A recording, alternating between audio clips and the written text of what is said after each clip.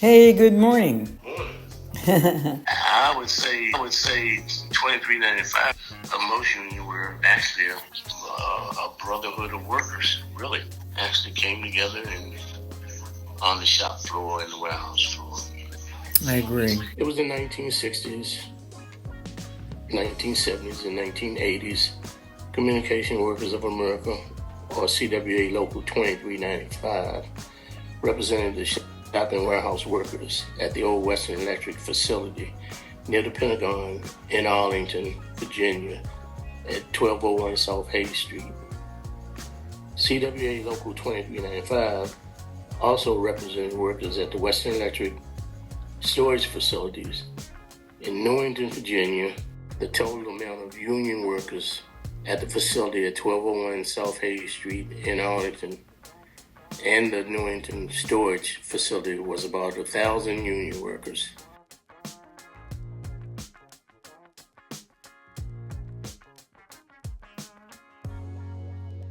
We had a president, vice president, treasurer, and secretary of the Union Local, all by democratic election every 3 years.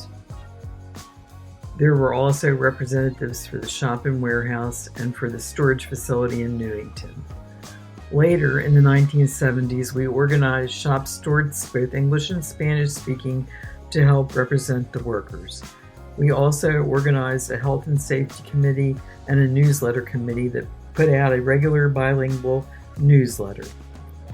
The phones were brought into the facility from the surrounding areas of Maryland, D.C., and Virginia on tractor trailers. The warehouse workers unloaded the tractor trailers with forklifts and brought them into the shop, which was connected. The warehouse had no air conditioning and huge hydraulic doors opening between the shop and warehouse as people came and went with forklifts. Once the telephones were delivered to the shop from the warehouse, they were separated and went to different sections in the shop for that type of phone. There, on assembly lines, workers repaired the various types of telephones, for example, Princess, Rotary, and Touchtone. Another phone was CAN base, which was used in offices.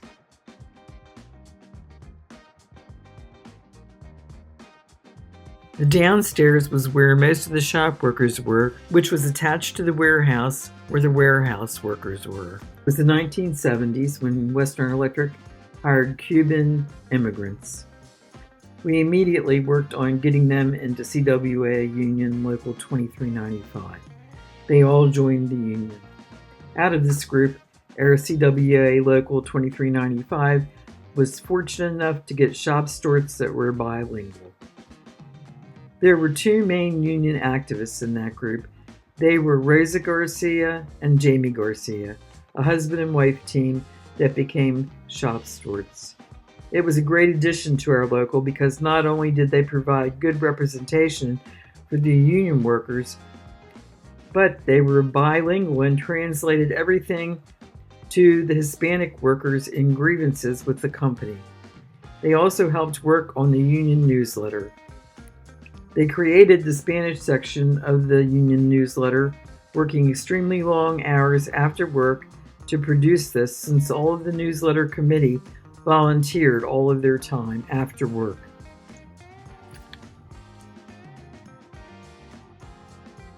Western Electric was the manufacturer and supplier of the bell system. A lot of the Western Electrics were actually manufacturing facilities. The Western Electric we worked at was an actual refurbishing or recycling plant. The old phones would come in from the field, and in our plant, they would get cleaned, repaired, and tested, and go right back out into the field in the surrounding area of Virginia, Maryland, and D.C. All unions are representative of all of our society. They are representative of society, especially in that people didn't judge you by your politics. They judged you by which side you were on. Were you on the side of the union workers or the company's side?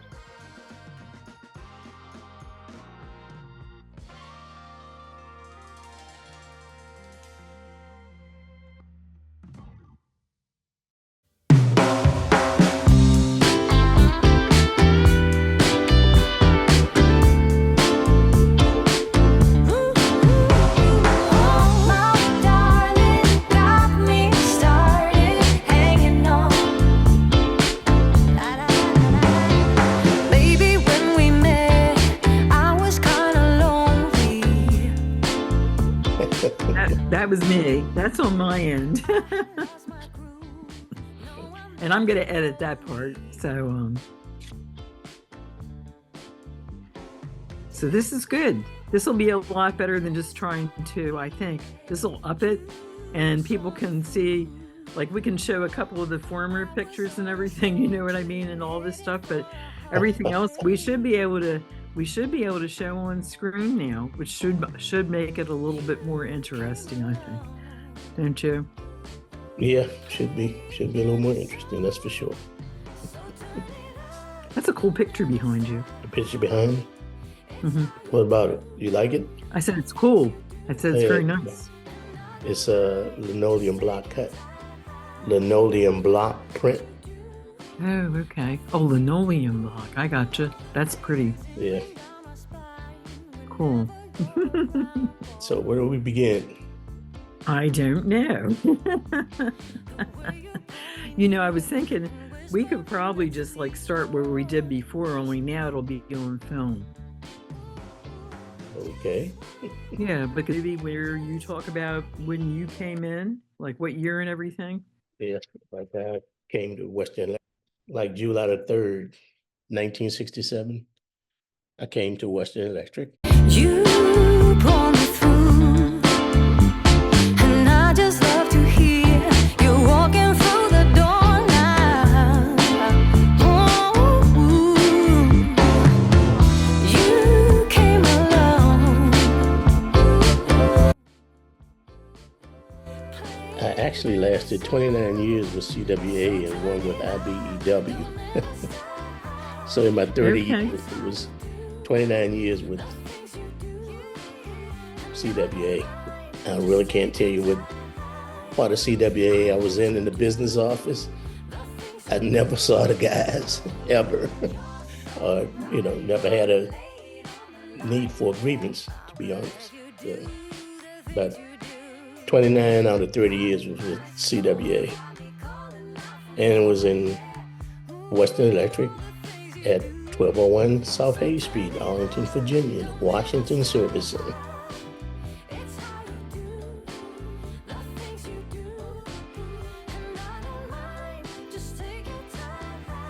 July 3rd.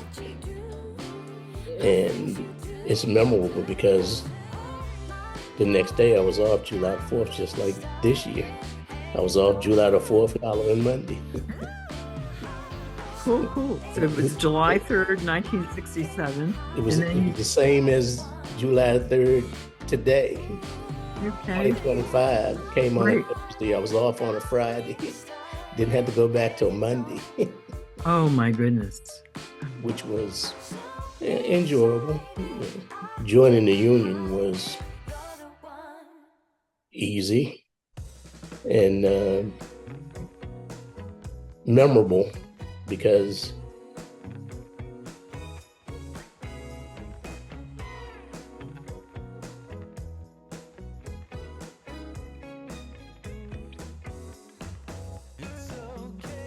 when you're only making $2.50 an hour, they want 2 hours of your pay. Like, what? But then you recognize what they're using the money for benefits and stuff that you don't really think about when you're first being hired. From the 60s to the 70s, they had 3 different shifts. They had a early shift, 6:30 to 3, a regular shift, 7:30 to 4, and a night shift, 3:30 to 12. And you'd have to do one a month, and it kept rotating, which was miserable until they got a permanent night shift and you didn't have to do it.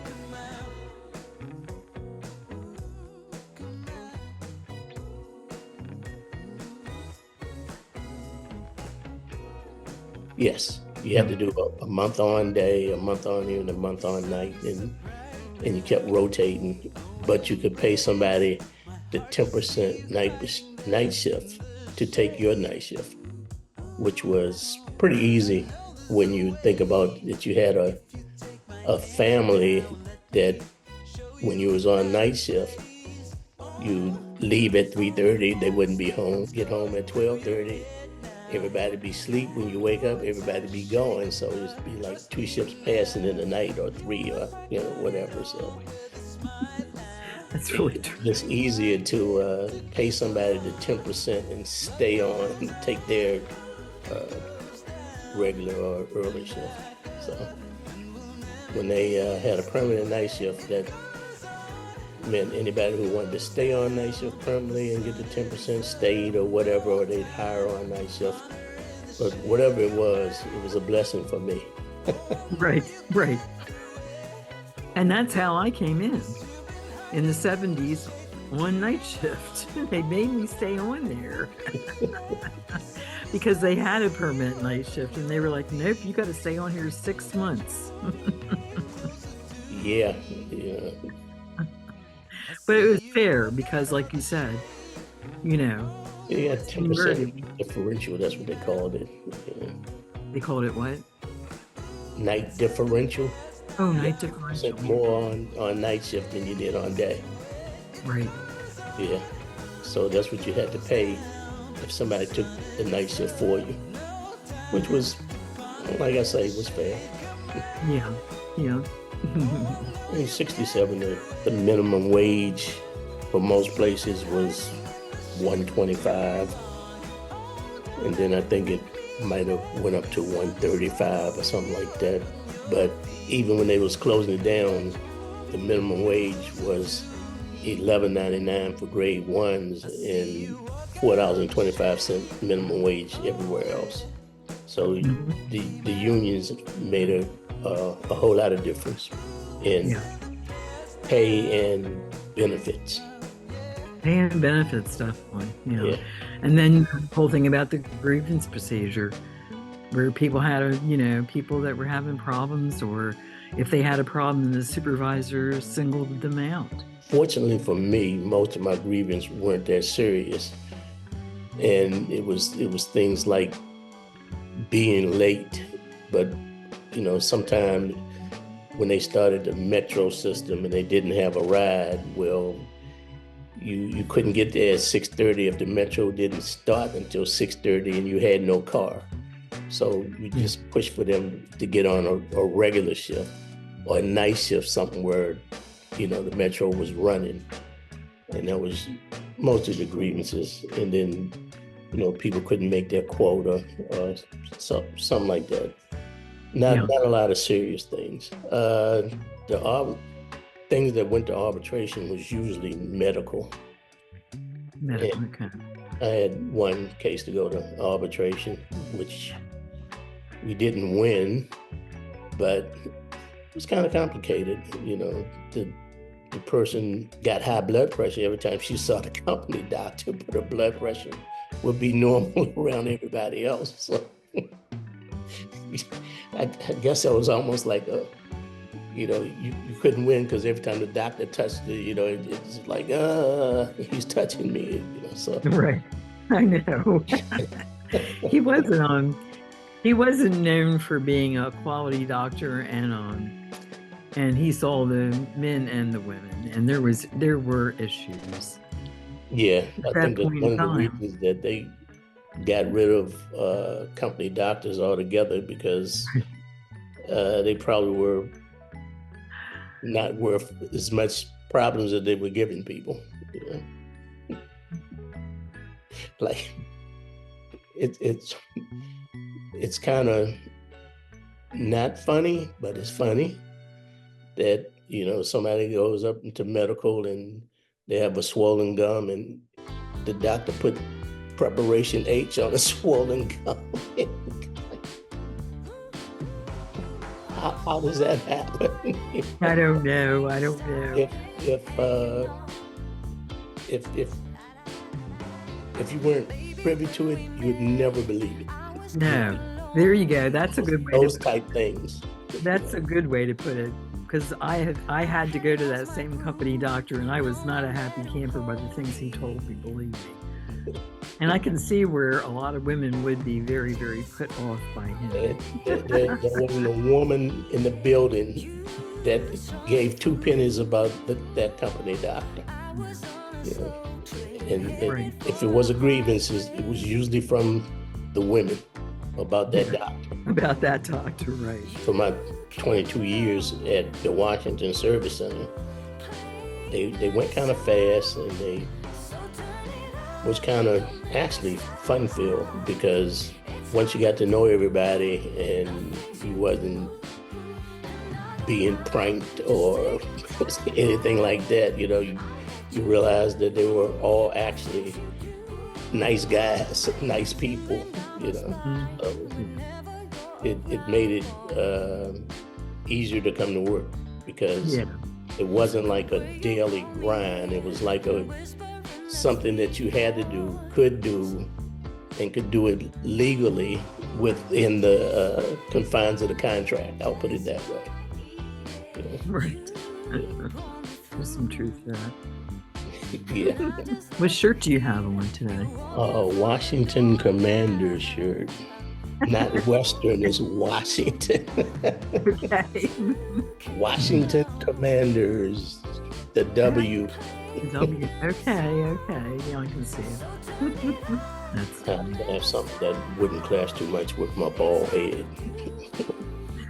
You're terrible. Pretty, I used to have a full head of hair in the 70s, an afro even. Look, I'm sure we would look different, right? I actually do have a couple of our pictures from those times. Yeah, into the film. You do have before and after pictures. Yeah.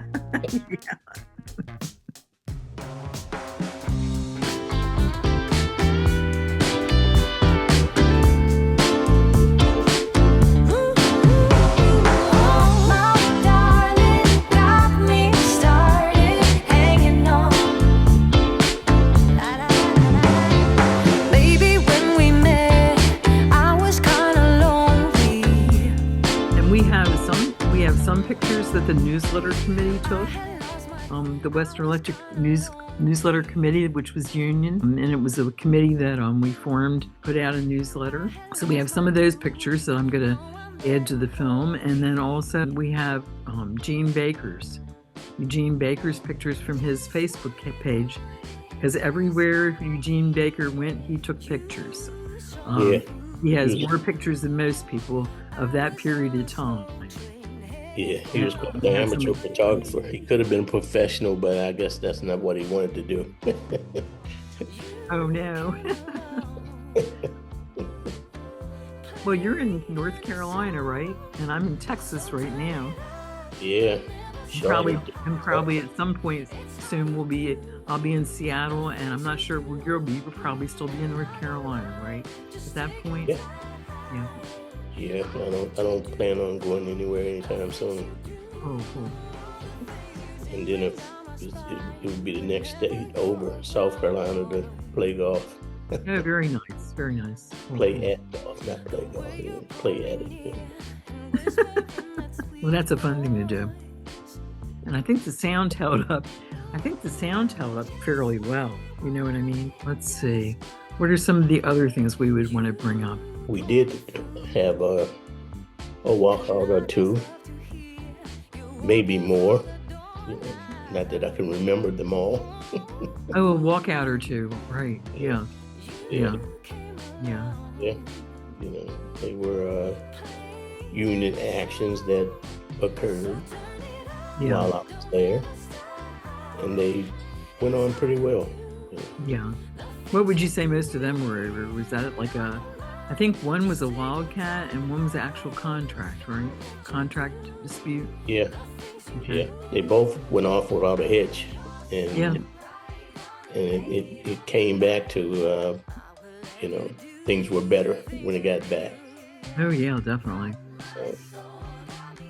Yeah, I mean, the first one that I participated in, which wasn't until the 70s, it was, I think it all started over the fact that, unless you remember differently, that they were putting straight floor stripper down on night shift. And that was one of the first things. And so there was a lot of health and safety issues. We had to be exposed to that.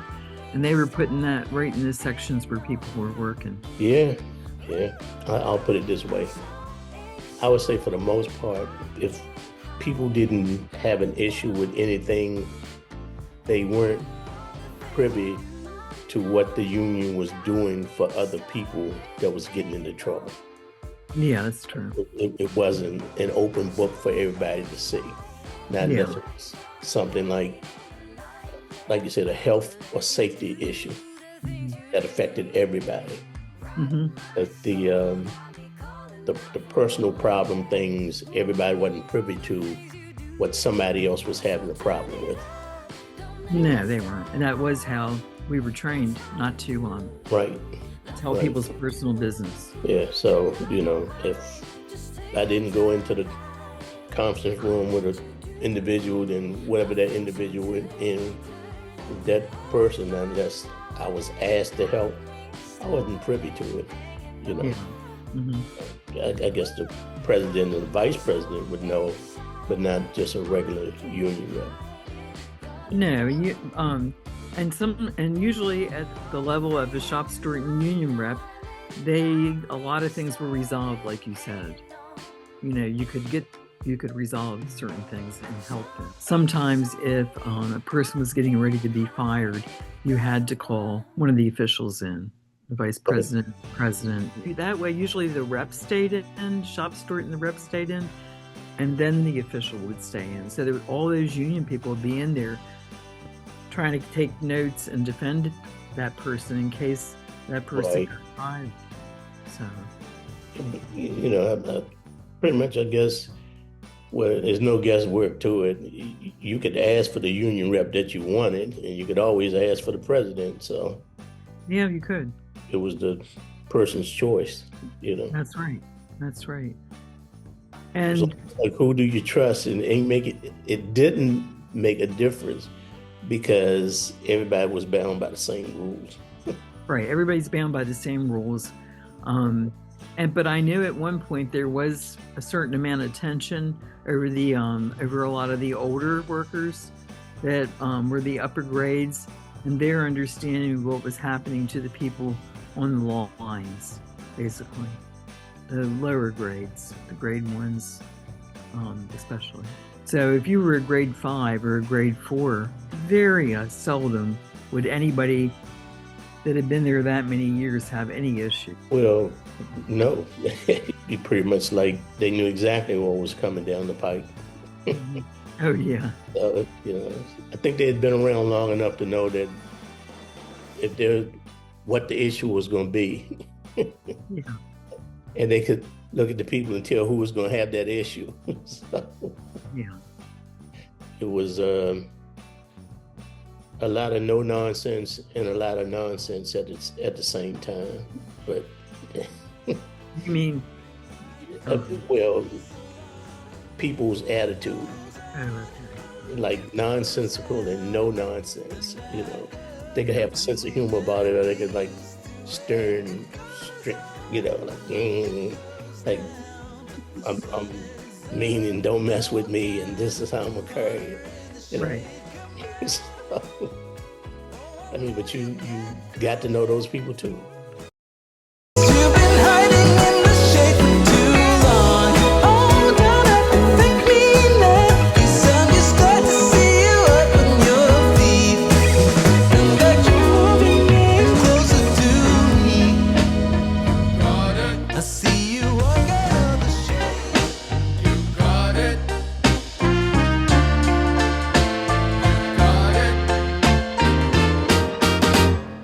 You got it.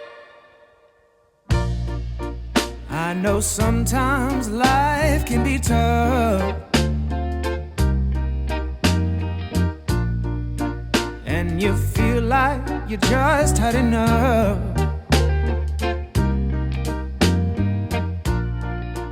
When you're I wasn't real thinking close to it. I think you were. everything is gone His name is wrong. Peter Porter, I think. Oh yeah, yeah.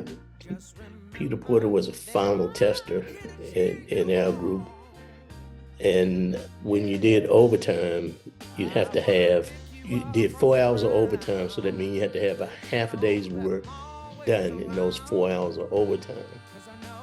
But if you were faster at your job, then in average, a little above average, you could have your daily job done and your overtime done too in 8 hours. But because we worked on a minimum, you had a minimum requirement and there was no maximum requirement. But because you were unionized, they wanted you to keep to the minimum so you wouldn't put pressure on anybody else around you. They And beat the union, right? within the contract. In the contract, So right? when it came to overtime, a few of us were fast enough that we could do 12 hours work in 8. Right. And we would do 12 hours work only if we was going to get paid for 12 hours. But we could have it done in 8 so we could pretty much prep for the next day if we wanted to. If there was a defect found on the phones or the sets, when the final testers got them, they would bring them back to the tester, and the tester and the repairer would be charged with a defect. So that was how we were accountable.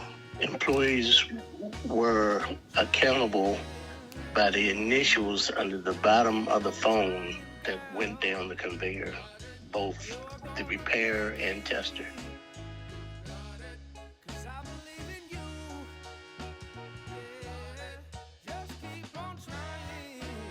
Right. So knowing that we was going to do overtime, it finished the overtime work and set it all on the floor and all ready to go.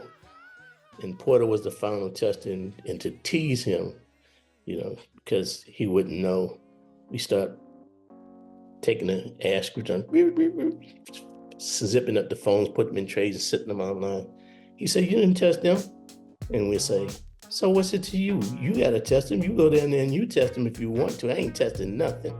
Not knowing that we'd already tested them. So we send all these phones down the line and he'd be all worked up like, "You can't do that. You can't do that." I'm like, "Okay, watch. Yes, we can." We send them down the line. And he would go down and take them off the line. He'd be pulling his hair out. "Yo, get this line turned around." Like, "And what's your problem, man? Your job is to test them. I ain't testing. Why should I test them?" He'd send them down the line. He'd be all worked out. He'd be taking them, putting them on the floor. "Hey, I'm gonna tell the supervisor you ain't testing them phones." I say, "You can tell anybody you want. All you gotta do is test them. I don't care who you tell." So he didn't know you'd already tested them. No, he didn't know. Mm-hmm. And he'd pull them off the line and he'd check them. And he couldn't find anything wrong. He checks them. He couldn't find anything wrong. Like, what's the matter with you, man? Like, you can't do that. Like, "Okay, watch." He put him on the line. He was all worked up. We had to tell him so he wouldn't have a heart attack. Right. He was pulling them off, and as soon as he take them off and bring them back down, we put him back on the line. He had no clue what was going on. He was probably really like, "Oh my goodness." Right. So I guess the best way to explain what happened, because that was a great joke. I love that one. But the best way to explain it is probably there was different stages each phone had to go through, right? Well, yeah. I mean, he had to test them. We had to test them. We had to put them together, and people put them together, and they send them to us with no housing on them, and we retest them on the machine and fasten the houses down on them and send them down to the final testing to be tested and to be packed to be shipped out. And so, he'd see we take a tray off the line and just pick it up, turn it over, put the housing on and zip it up real tight, put it back on, put 3 of them in the tray and stick it on the line. He's like, "You can't do that. You can't do that." Yeah, he never didn't realize saw me test them. All he saw me do was put the housing on and fasten it up, But it was things that they had to test for, like loose wiring and vermin in the set, and make sure the ring hit both ringers, and right color wires, and made the sound and all of that, and to see you just not even stick the wires in the test set, to just pull it off and put the housing on and put it back in the tray. It was like, you can't do that. You can't do that. I'm like, yes, I can. Watch me. You really did have him worked up, it sounds like. That is a funny story. Those guys were, everybody was pretty good at what they did. And, they knew what their job was. Of course, they knew what everybody's job was. So if they saw me just doing that, they knew I wasn't doing my job, or they thought I wasn't doing my job. But hey, it's like, if you find a defect, just bring it back. I'll fix it. That was just too much for him. That was a good joke. That was funny. Yeah, because everybody on the line already knew,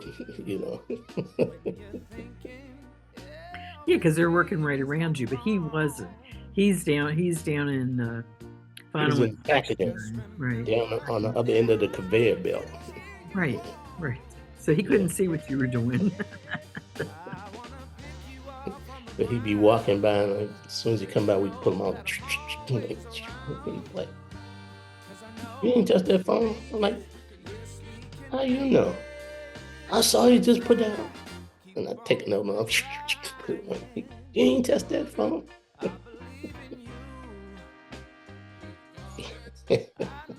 So, hey, when you first started there and you was in packing, they would prank you some kind of way, Oh my. Believe me, when you got the turn to get them back, you got them back. So.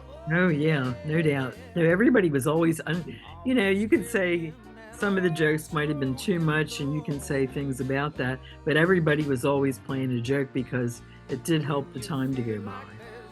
Yeah. Most people were, I shouldn't say everybody, but a lot of people. Yeah, a lot of people. I mean, you pretty much, like I said, you pretty much knew who you could play with and who you didn't want to play with, or couldn't play with. Yeah. Either couldn't or didn't have a sense of humor, right? Right. Like I said, you knew the no nonsense people. They were few and far between, but there were a few. Yeah. And sometimes they got pranked too, just to make them mad. Right. Like, so you're mad? Don't nobody care. Right. Gosh. Yeah, those were the days. Yeah. Yes. And they went by quick. Oh my goodness. That's one thing this is reminding me of. I'm like, oh my goodness. Yeah.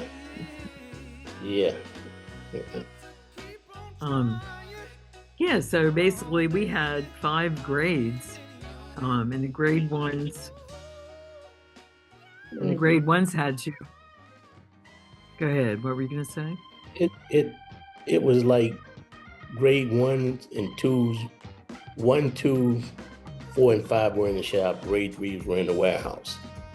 Yeah, and it's almost like it depends on what era you came there in. I made grade 2 kind of quick, but didn't progress past that, because to get to grade 3, I had to be in the warehouse.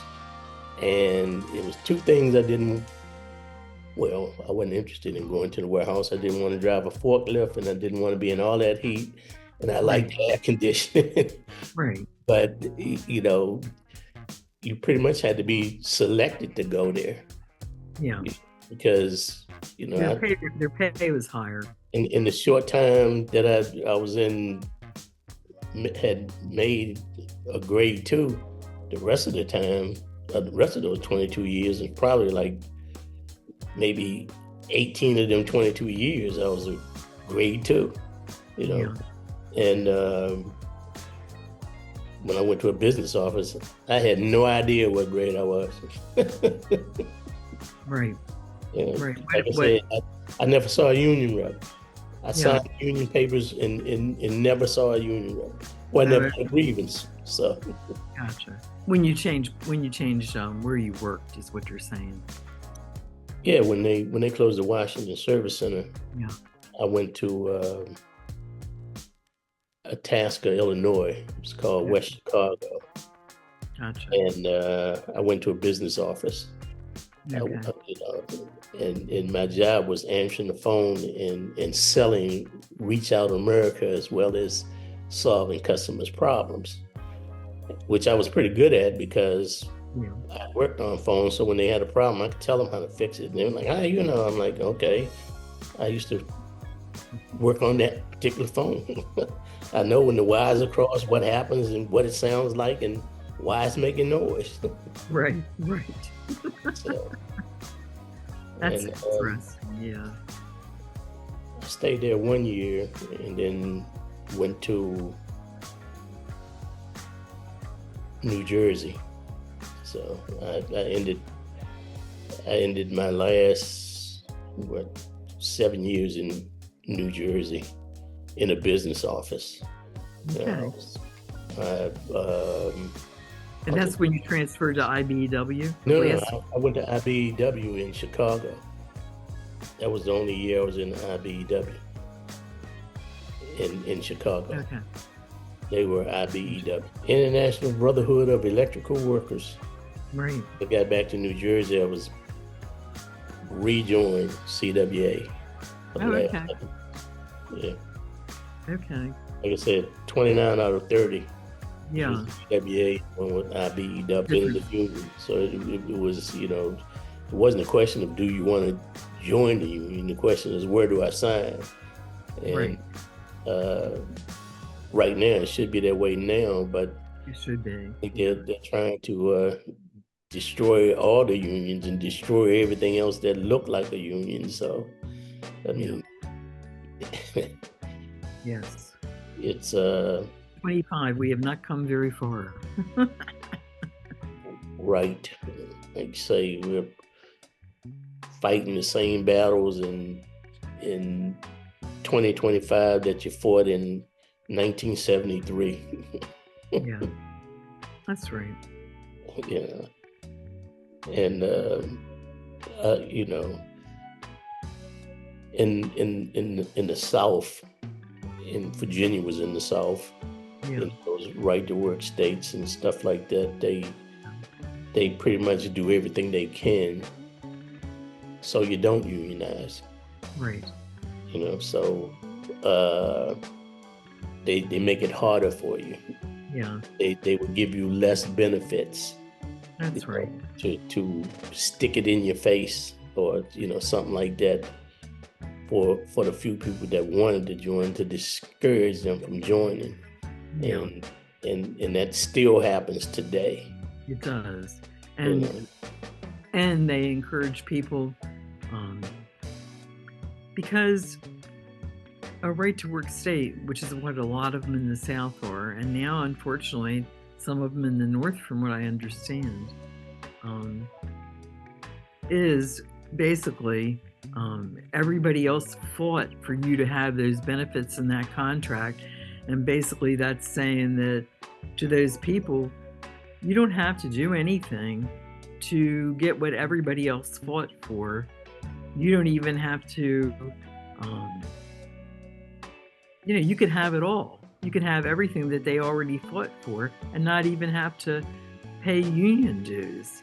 And that's what a right to work state is, which is very unfair to the rest of the people that are willing to do it to keep the union. And so it's a bad kind of situation. Yeah, no, it was. Well, I didn't know too many people that didn't join the union. Yeah. The ones that didn't, you know, they weren't unfairly treated because you had to, you know, you had to represent them whether they was in the union or not.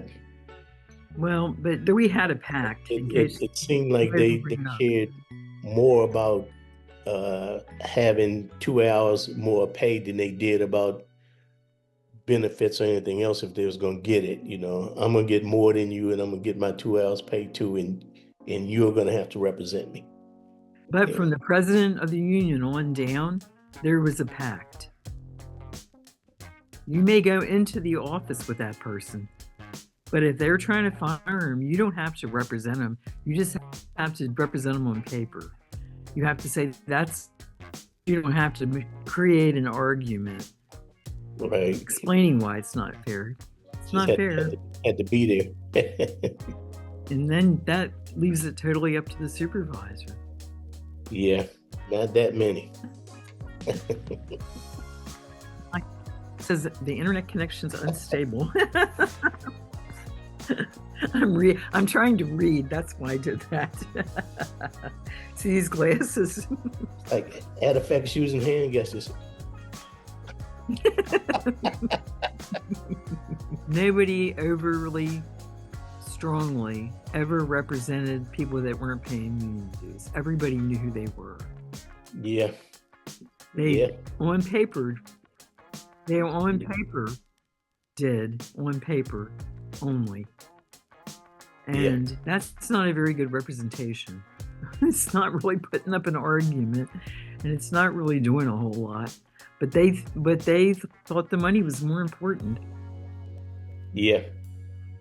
Yeah. I would say it's amazing, but it's not amazing that somebody cares more about $2 an hour than 2 hours than they do about everybody else. Everybody else. I think that is a good summary, because I think that's what we are seeing right now in 2025, that people have to care about other people. Yeah.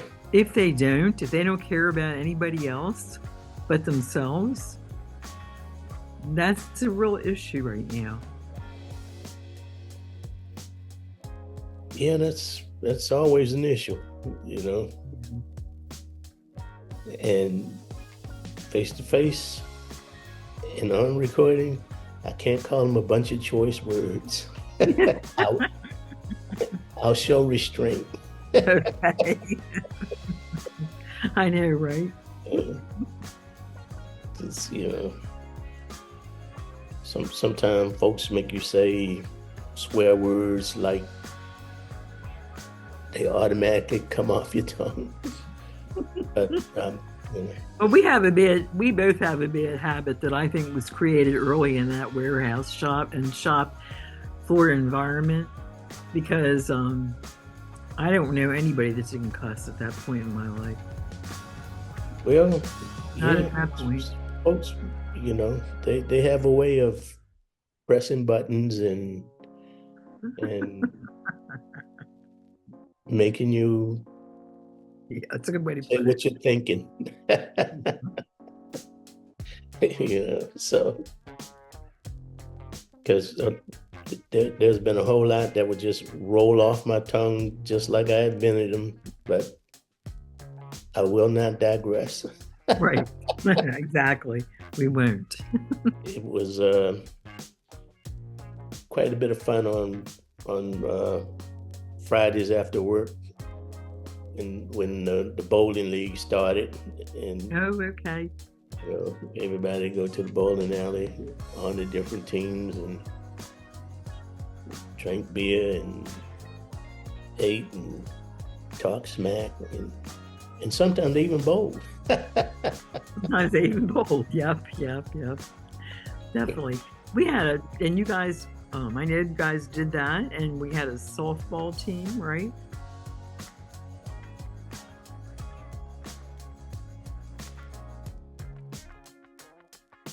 Softball team. They had two industrial league basketball teams. Not one, but two. So, okay. So we had a lot of athletes and a lot of so-called athletes, a lot of would-be athletes. But it was still a lot of fun. Yeah. So we the union so besides the regular, trying to get the work done, People did meet after work, and like you said, had the various sports, and we had union dinners a couple times a year. Christmas parties. Union The Christmas parties. credit union that we all belong to also had dinners, Christmas parties, right? So And people we have a couple of pictures of some of those things of people being together that we'll introduce in the film.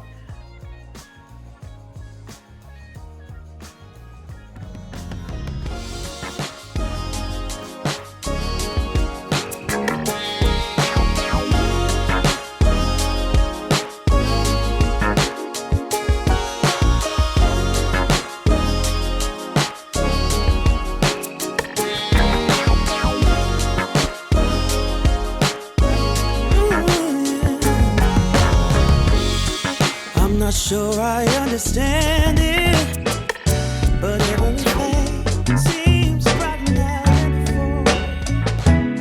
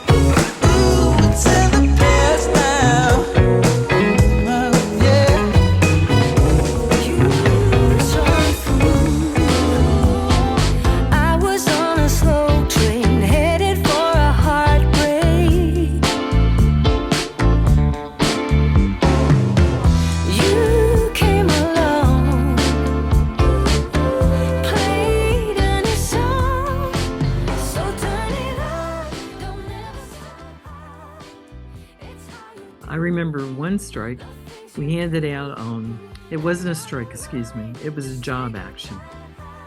And they had handed out inmate t-shirts. We made up inmate t-shirts. Remember that? Tingling down my spine whenever you're around, boy. The way you pull me near and whisper in that sweet voice.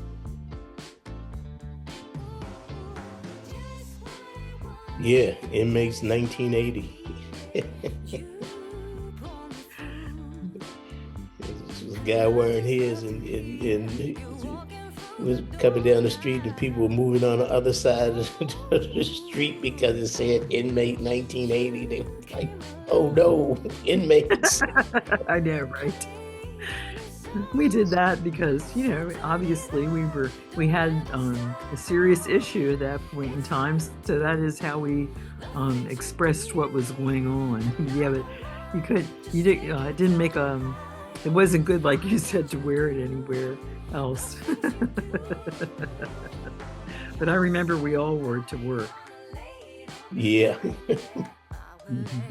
It's just wearing them outside of work, and they looked at you sideways like, oh no, Inmate 1980. Right. Bunch of jailbirds walking around. Right, exactly. Of course, the contractual one was outside with picket signs. We was talking about we don't want small potatoes. I remember Yeah. that. Yeah. Small potatoes. We don't want small potatoes. Right. Right. I think the newsletter committee took a couple of those pictures. I'll have to see if I can find them. But that was good. They were pretty good strikes. I remember some various things about them. Yeah, when they said it's time to go, just got up and left. Went right behind them. Time to go. Okay. Don't even ask a question. Just get up and go. Yeah. You just get up from whatever work you're doing, just leave it right there, That's right. and you go. And let the supervisor look at you sideways and all crazy, but you still was going. Didn't you tell me one time that somebody asked you, "Are we walking today?" How did that go exactly? Oh, that's when Willie Jones was the president, Okay. and Dale Wood, he was just being hired, really. Oh, okay. In the union, and Willie told me, let's go, and he came over to me and said, are we leaving? I was like, yep, we leaving, let's go. He said, we supposed to leave? I'm like, yes, we're supposed to leave, let's go. I think Willie Jones, to his credit, wasn't he the first black president of the union? Well, he was the only black president of the union that I knew. Okay. Let me think. Herb Brown was vice president. He never made president, maybe. Yeah, Remember? I remember her. Yeah, He was vice president. vice president. Okay. Lambrick. Lambrick. He was the treasurer of the union. Oh, I thought you said it was the president. Mm-mm. Oh wait. No, I did say that because I think he either became president because somebody retired. I don't know if he could have became president when they made Willie Jones a supervisor. That might have been, Oh, maybe that's what it was. Okay. because I know he was president, and next thing I know, he had on his a shirt and tie. I'm like, what the hell? Yeah. So I don't even know how that came about. I just know he went from president to supervisor. I'm like, Yeah. 'Cause, And companies are known for doing that. yeah, well, I mean, it kind of shocked me because Yeah. we were good friends. We went to the racetrack together and gambling together and that type of thing. You go to Charlestown, West Virginia, to the racetrack. The Preakness and the area racetracks around the Washington metropolitan area. Yeah. like I say, you can be friends. You don't need to know everybody's life history. Right. It's Right. like all of a sudden he was a supervisor. Not that we wanted our union presidents to go Not that you wanted the management, union president to become but management, and I've heard this over the years, and I still hear it if I talk to union people. Management in various companies still, that is how they, if they can't fire a person for being an active union person, if they can't come in and fire them somehow, if they can't get them, you know what I mean, like out of there, they don't even want them there. If they can't get them out of the company, then they will try to buy them out, basically, give them a little bit more money, promise them things. Well, I mean, and then with the union, as far as I know, Mhm. I didn't have a share of stock or could buy a share of stock, and you buy half and they buy half until, I'd been there for like 15 or 16 years. So I only had that for 14 years. I didn't have it for 30. Right, I had a whole lot more money. right, right. But, just things like sharing stock, that kind of thing. Yeah, You can pay 50% and we'll give you the other 50%, that type thing, with buying company stock. yeah, Managers had all the time. They probably gave them stock where hourly rated knew nothing about it until, for me, like 4 or 5 contracts from then, right, So with those kind of benefits that they got that you didn't have, or you never even knew anything about them until somebody got to that position to tell you about them. right. They made it something that the hourly rated could get, and then once they got it, you find out that management had it all the time. Yeah, Those type of things. So that's true. But the ones that they couldn't just give extra things to, like you just mentioned, and get them to join, they really tried hard to get rid of them. And I remember several people they couldn't do that to. I was one of them, and there were other ones too. The old time union people, some of them, to their credit, probably could have gone into management easily. Probably some of their adversaries probably could have at various points, and people just decided. They said, no, we're just not going to do that. Yeah, I mean, it's like all of them older guys and 4s and 5s that been there already 20 years. It'd be almost like mutiny on the bounty to go into management in those days, especially if you were black, because you weren't going to get so many opportunities. I think when I got there, 2 black supervisors, Jim Austin and John Gordon, and John Gordon was in the warehouse. Okay. And then they got J.W. Williams, Willie Jones, and then Diane, and in every company. It doesn't. No, it doesn't matter. There's a good old boy network. Oh yeah. If you're in the South, there's going to be a good old boy network. That's just the way it is. 4th of July, this year, I hardly heard any fireworks. I know, me neither. They were all over right away, the ones I heard. Yeah. Most of the time it usually starts at 9:30 and go to like 1 or 2 o'clock in the morning. This time, pow at 9:30 anymore. I know. That's same experience for me. I know. The noise.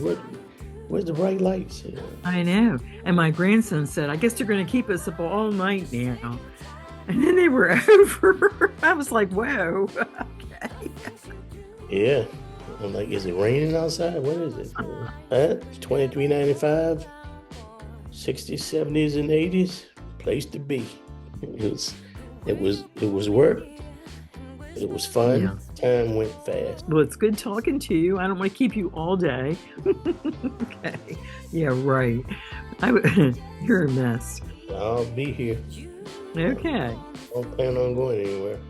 Okay. Well, you be safe. Unless it's an emergency, I'll be here. Okay. Well, we'll stay in touch.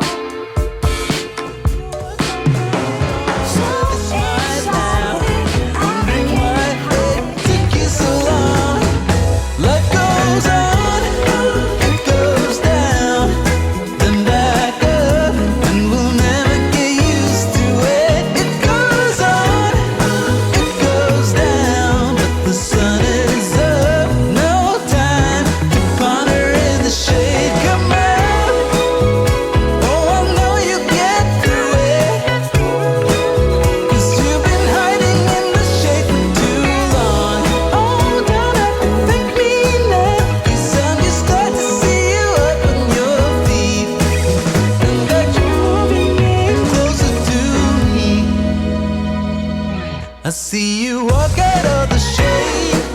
Oh yeah, came out.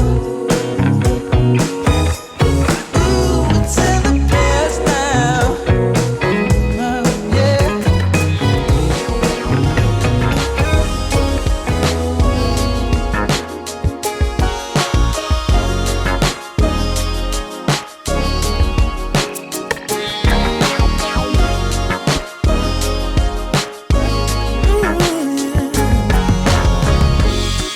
I'm not sure I understand it, but everything seems brighter now than before. I don't know why I feel this way, but every time I hear your name, all my worries disappear, yeah. It's all because of you, you. I feel the way I do. You make my dreams come true, yeah. It's all because of you, because of you, because of you. And I don't fall in love so easily, 'cause I don't wear my heart up on my sleeve, yeah. I don't know if you feel the same, but every time I hear your name, my worries disappear. It's all because of you, yeah. I feel the way I do. You make my dreams come true, yes you do. It's all because of you, because of you, because of you.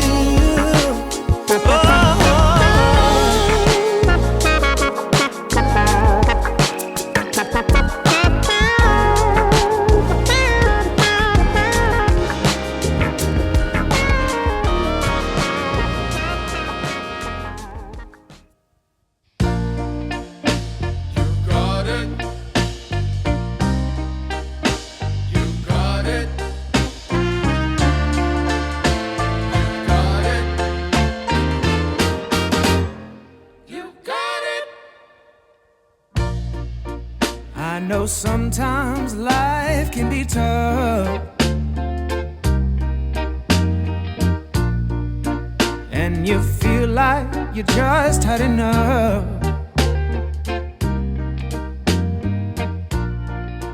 When you're thinking everything is gone wrong, just remember that I'm here to cheer you on. Yeah, I wanna pick you up from the ground, let you know that I'm always around. 'Cause I know we can make it, yes we can make it if we try. Keep on trying. You got it. I believe in you. You got it. I know you got this. You got it. Just keep on trying. You got it. There's been a lot of bumps in the road. Oh yeah. Always carrying that oh so heavy load. When you feel like there's too much on your plate, just call on me and I'll help you. Yeah, okay. I wanna make you understand. Let you know that there's always Willie Jones. Oh, really? Willie Jones. What happened? Willie Jones called. Well, you know, nothing happened. He just normally calls me. He hadn't heard from me. Oh, I told him I didn't remember. He named some other guy that was a union president. and you pinned it down to the time when Willie, We had a walkout with Willie, I know, because Yes. Dale was there. And Dale said, "Are we walking on?" I was like, "Yep." And don't need mask. Just hit the door. yes, yes. Because Willie said he was walking around the shop with the supervisors following him, and they were going. They were looking over his shoulder. He was saying, "Are you telling them to walk out?" He said, "No," and pointing, "Go." Like he was telling him, "No," and he was like, "Go ahead." That's funny. That's funny. That'd be busy every day. Well, I'm not going to be busy anytime.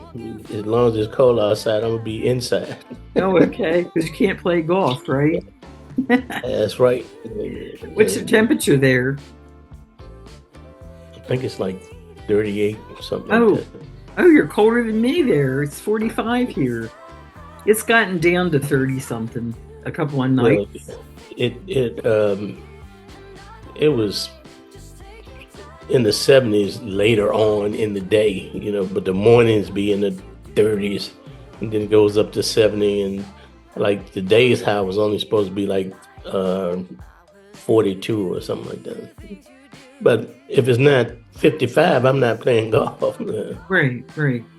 Simple. If it's not 55, I'm not going outside.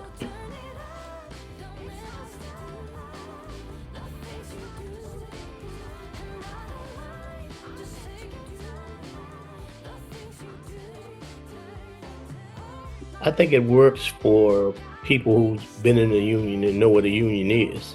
Yeah. Hey, it's for folks we're trying to get folks in the union. Yeah. Yeah, that's true. It really is more for that, isn't it? It's for your target audience, as far as I'm concerned. It's for the target audience.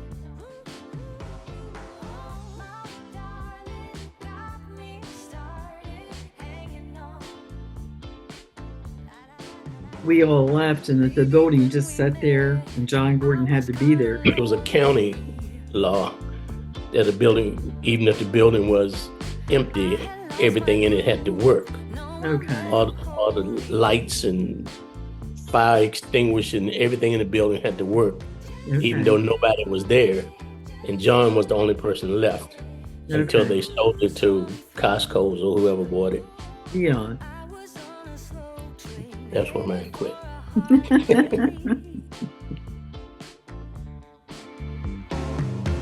You came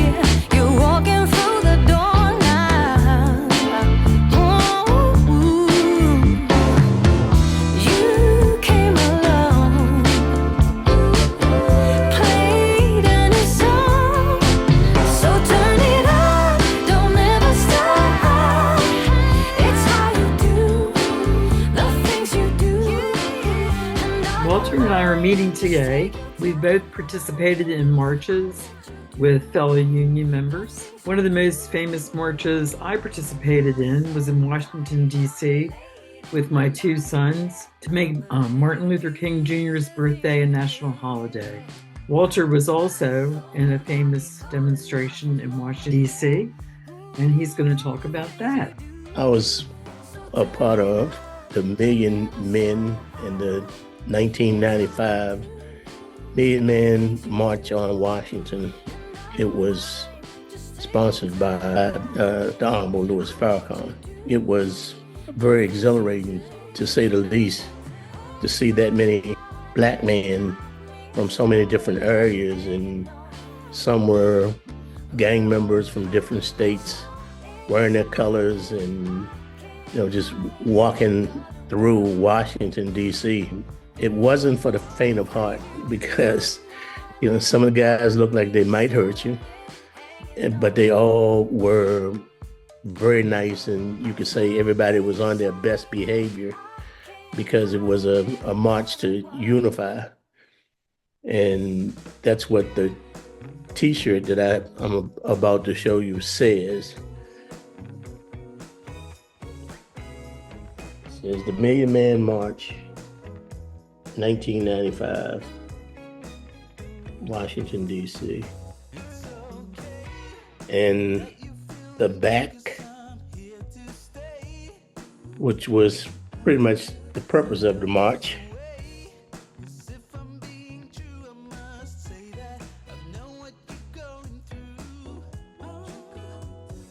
says how many black men must die before we unify. So there's a lot of people, a lot of buses, and the crowd was kind of different, because they had people hanging out of the office buildings, waving and yelling and screaming and that type thing. So it was very exhilarating, and something that you would remember. And I was there with my son and a few friends. The Million Man March was special, and they probably need to have another one. And one of the ones you participated in that you talked about was when you actually went on vacation one time, I believe. Oh yeah. Me and a friend of mine, Carlton Burton, we called him Eyes. We were in Las Vegas, and the dealers in Las Vegas were going on a strike, and they were CWA. And instead of went down to the Strip, and that's where they were protesting. So we just grabbed the sign and walked with them for about an hour or so, and then went back uptown, which was kind of fun. I think the dealers were asking for more money or something like that, but it was a CWA Local in Las Vegas, Nevada. That's pretty exciting. That would have been fun. They, whatever the dealers were, they were wearing them. Of course, we weren't dealers, so we wasn't wearing what they were wearing. We were just going with them. Okay, they had like whatever they wore in the casino. Yeah. Oh, okay. Like the vest and apron or whatever they have. Yeah. Oh, okay. with the sleeves and stuff, they were dressed like dealers, maybe at a table game or whatever, but what the table games, poker, blackjack, those type of things. So that was kind of fun, because that happened when we both were retired, as a matter of fact. So that probably happened in about 1999, 2001, maybe this century. That's a good story. Yeah, when you say 70s, 80s, 90s, it's a whole different, another 100 years, like so last century. Exactly. Well, I very rarely even hear of strikes in North Carolina or South Carolina. There might be some, but it won't be widely televised or communicated, because I don't know. Most Deep South states are actually anti-union, but right-to-work states. Yeah. So, Right to work for less. and if the minimum wage is still $7.25, a whole lot of unions need to get their work done, especially the government ones. So you were recording. I was. It better record. Let me look at it. It says pause stop. Okay. There we go. Yep. Okay. Can you hear it okay on your end? I heard the recording stop and the recording in progress.